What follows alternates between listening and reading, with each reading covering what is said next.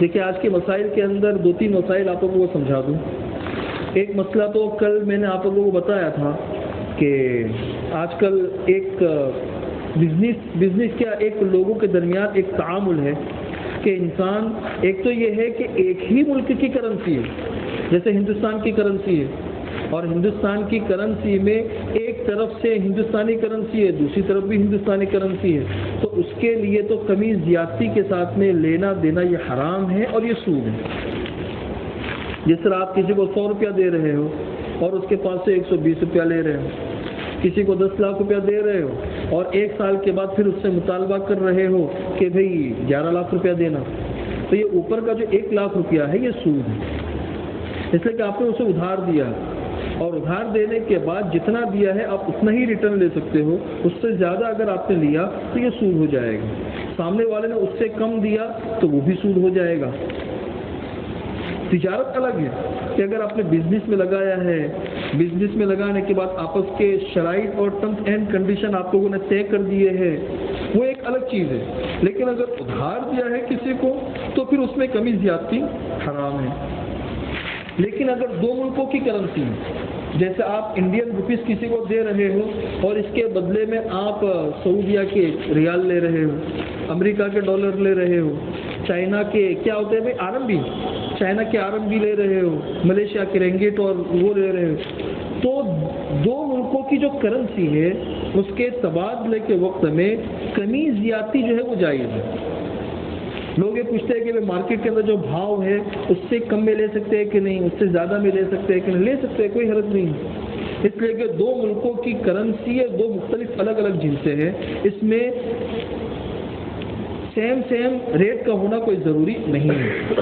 لہذا اگر آپ نے ہندوستان کے 25 روپے دیے اور کسی سے سعودیہ کا 1 ریال لیا، مارکیٹ کے اندر جو ہے نا وہ 20 روپیہ چلتا ہے، آپ نے 25 روپے کے سامنے والے نے 25 روپے کے حساب سے لیا، کوئی حرج نہیں ہے. تو اگر اس میں کمی زیادتی ہوگی مارکیٹ کے بھاؤ سے تو یہ سود نہیں کہلائے گا. دوسرا یہ ہے کہ 2 ملکوں کی کرنسی کے تبادلے کے وقت میں دونوں ملکوں کی کرنسی پر ایک ساتھ میں قبضہ کرنا ضروری نہیں ہے. بس 2 باتوں کا اہتمام کریں. ایک تو یہ ہے کہ جس وقت میں معاملہ طے ہو رہا ہے تو اس وقت میں 2 میں سے ایک کرنسی پر مجلس میں قبضہ ہونا ضروری ہے. یا تو ہندوستانی کرنسی پہ قبضہ کر لو یا جس ملک کی کرنسی آپ لینا چاہتے ہو اس پہ قبضہ کر لو. دونوں چیزیں اگر ادھار ہوگی تو پھر یہ معاملہ جائز نہیں ہوگا. یہ بیع الکالی بالکالی ہے جس کو حدیث میں منع کیا گیا ہے. ادھار کی بیع، اس طرف بھی ادھار سامنے بھی ادھار، تو اس طریقے سے دونوں طرف ادھار ہو تو یہ معاملہ جائز نہیں ہوتا ہے. تو آپ نے یہ کہہ دیا کہ بھئی میں جو ہے نا آپ کو 1 لاکھ روپے ہندوستانی دیتا ہوں، کب دوں گا؟ 3 دن کے بعد دوں گا، اور اس کے عوض میں وہ سامنے والا آپ کو آرم بھی دے گا کتنے مہینے کے بعد؟ 1 مہینے کے بعد. تو یہ دونوں چیزیں ادھار ہو گئی، یہ جائز نہیں ہے. دونوں میں سے کسی ایک پر مجلس میں قبضہ ہونا ضروری ہے. دوسرا کہ اس ہندوستانی روپے کے بدلے میں آپ نے جس ملک کی کرنسی کا معاملہ طے کیا ہے وہ طے ہو جائے کہ بھئی کتنی آرم بھی دو گی. وہ مجبور نہیں رہنا چاہیے کہ بھئی اتنے میں جتنا آتا ہو اتنا آپ دے دینا، نہیں، طے کر لو. کیونکہ شریعت نے اس بات کا بہت اہتمام کیا ہے کہ 2 لوگوں کے درمیان معاملہ ہونے کے وقت میں آئندہ جھگڑا ہونے کا جو اندیشہ ہوتا ہے نا، ان اندیشوں کو شریعت نے پہلے ہی ختم کر دیا. اس لیے نزاع نہیں ہونا چاہیے. آئندہ آپ جو ہے نا وہ 6 آرم بھی دینا چاہو گے، سامنے والا 7 آرم بھی لینا چاہے گا، نہیں، آپ طے کر لو بھائی کہ میں نے جتنا انڈین روپیز دیا ہے تو اس کے آپ مجھے کتنے آرم بھی دو گے، کتنے ریال دو گے، کتنے ڈالر دو گے، اس کو طے کر لو. تو اگر 2 ملکوں کی کرنسی میں سے ایک پر مجلس میں قبضہ ہو گیا اور جو ادھار ہے اس کو آپ نے طے کر لیا کہ کتنا دینا ہے یا کتنا لینا ہے تو پھر یہ معاملہ درست ہو جائے گا. ایک بات. دوسری بات یہ ہے، دوسرا مسئلہ کہ آج کل شادی کارڈ چھپتے ہیں. تو بہت سے لوگ پوچھتے ہیں کہ بھئی شادی کارڈ چھپتے ہیں تو آپ لوگوں نے دیکھا ہوگا کہ اس شادی کارڈ کے اوپر لوگ بہت تفصیل کے ساتھ میں لکھتے ہیں کہ بھئی میری بیٹی سلمہ، جیسے سلمہ، اور میرا بیٹا اور فلانے کا بیٹا عبداللہ، ان دونوں کا آپس میں نکاح ہو رہا ہے اور میں نے آپ لوگوں کو کارڈ دیا ہے، آپ لوگ اس مجلس میں آئے وغیرہ وغیرہ. لوگ پوچھتے ہیں کہ بھئی شادی کارڈ پہ عورتوں کا نام مینشن کرنا یہ کیا حیا اور شرم کے خلاف ہے یا لکھ سکتے ہیں، کیا ہے؟ تو اس کا جواب سمجھ لیجئے کہ اصل عورتوں کی صورت کا اور ان کے جسم کا پردہ ہے، کیونکہ یہ فتنے کا اندیشہ ہے. جہاں فتنے کا اندیشہ ہو وہاں عورتوں کی آواز کا بھی پردہ ہے. آواز کا پردہ جو ہے وہ کچھ شرائط کے ساتھ میں ہے، ہر حال میں نہیں ہے. لیکن عورتوں کے نام کا پردہ یہ ہر حال میں نہ ضروری ہے اور نہ ہر جگہ فتنے کا سبب بنتا ہے. اسی لیے آپ نے دیکھا ہوگا کہ صحابیات کا تذکرہ کتابوں کے اندر ان کے ناموں کے ساتھ میں ملتا ہے. امہات المؤمنین کا تذکرہ کتابوں کے اندر ان کے ناموں کے ساتھ میں ملتا ہے. ملتا ہے نہیں ملتا؟ قرآن کریم کے اندر بھی اللہ تبارک و تعالیٰ نے ایک عورت کا نام لے کر اس کا تذکرہ کیا ہے. تو نام جو ہے وہ ہر جگہ فتنے کا سبب نہیں بنتا ہے. اس لیے شادی کارڈ کے اوپر کسی شخص نے اپنی بیٹی یا بہن وغیرہ کا نام مینشن کیا تو یہ کوئی حیا اور شرم کے خلاف نہیں ہے، بلکہ شادی کارڈ پہ اگر نام مینشن ہو بھی گیا تو یہ تو سمجھ لو کہ نکاح کے ایک اعتبار سے تشہیر ہے. بھئی نکاح کو عام کرنے کی اجازت ہے نا کہ بھئی نکاح کو عام کرو، علل اعلان کرو، چھپ کر مت کرو.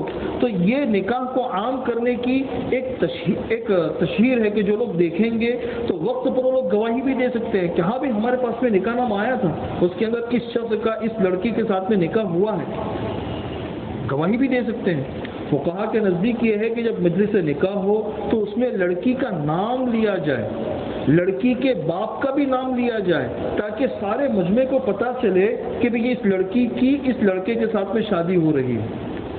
تو بعض جگہوں کے اوپر نام جو ہے نا، جیسے خاص طور پر شادی کارڈ وغیرہ پر اگر نام مینشن ہو گیا تو یہ کوئی حیا اور شرم کے خلاف بھی نہیں ہے اور عورتوں کے پردے کے خلاف بھی نہیں ہے. اس لیے کہ صرف اتنا نام یہ کوئی فتنے کا سبب نہیں بنتا ہے. تیسرا مسئلہ کہ سر کے جو بال ہوتے ہیں، انسان کا جسم جو ہوتا ہے، اللہ تبارک و تعالیٰ نے انسان کے جسم کو ایک معزز بنایا ہے، احترام. اس احترام کی وجہ سے انسان کے بدن کے جتنے اعضاء ہیں اس کو بیچنا حرام ہے. انسان کے بدن کے جو اعضاء ہوتے ہیں نا تو ان کو بیچنا حرام اسی لیے ہے کہ یہ انسان کی کرامت اور شرافت کے خلاف ہے. اللہ نے قرآن کریم میں کہا ہے وَلَقَدْ كَرَّمْنَا بَنِي آدم، ہم نے بنی آدم کو ایک اعزاز بخشا ہے. تو انسان کے اعزاز کا تقاضا یہ ہے کہ اس کے اعضاء کو خرید و فروخت کا سبب نہ بنایا جائے. اس لیے بہت سے لوگوں نے بتایا کہ بال جو نکلتے ہیں خاص طور پر عورتیں اپنے بالوں کو بیچتی ہیں اور اس کے پیسے لیتی ہیں. تو عورتوں کے لیے اپنے بالوں کو بیچنا اور اس کے عوض میں کوئی چیز خریدنا، پیسے خریدنا یہ جائز نہیں ہے، یہ حرام ہے. عورتوں کے جو سر کے جو بال نکلتے ہیں کتابوں میں لکھا ہوا ہے کہ اس کا خصوصیت کے ساتھ اہتمام کرنا چاہیے، ایسے ہی نہیں پھینک دینا چاہیے. اس لیے کہ اس کے پر جادو اور سحر بہت جلدی ہوتا ہے. جو لوگ سحر کے ماہر ہوتے ہیں وہ ان بالوں کو لے کر بہت جلدی اور بہت عجیب و غریب انداز میں سحر بھی کر سکتے ہیں. اس لیے عورتوں کو اپنے بال اسی طریقے سے نہیں پھینکنے چاہیے، کسی بھی پاک جگہ پر دفن کر دینے چاہیے یا سمندر میں پھینک دینے چاہیے یا ایسی کسی جگہ کے اوپر کہ جہاں کسی انسان کے ہاتھ میں نہ آ سکے. لیکن ان بالوں کو بیچنا اور پھر اس سے منافع کمانا یہ جائز نہیں ہے.